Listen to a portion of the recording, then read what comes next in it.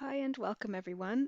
I wanted to make a short video because we passed 108 subscribers today. We're now, as you can see here, at 110 subscribers. So thank you very, very, very much.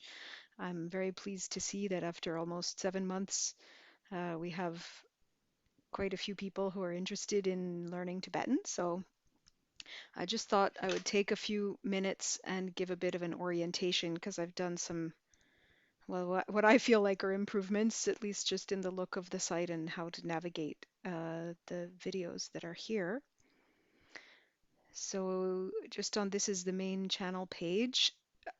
Now that I have over 100 subscribers, I should be able to change this channel name to something more normal. Either probably I'll change it to ManjuTib since that's a good unique name that I've been using. But YouTube has some I guess, construction work going on in the back end. So I'll have to wait a little bit on that, but that will be coming whenever they open up the possibility. And so you'll see in this main heading, there's a few links that appear at the beginning here. This is a link to a document that kind of has a running list of tips and suggestions and things about the channel. And you can also find that from the About page. We'll have a look at those in a minute. So on the home page, I've put playlists into an order that seems somewhat logical. Popular uploads, all of the uploads, then how to read and write Tibetan for beginners. Lessons and notes are all organized in one playlist. Tibetan conversation practice, and then some Buddhist vocabulary and Tibetan prayers and mantras at the end. And you can also find those on the playlist tab. And all of the videos are visible on the videos tab. And then, as I was saying, on the About page, you've got the description for the page, and then the first link here is this document that I just wanted to have a quick look at, Learning Tibetan on Your Own.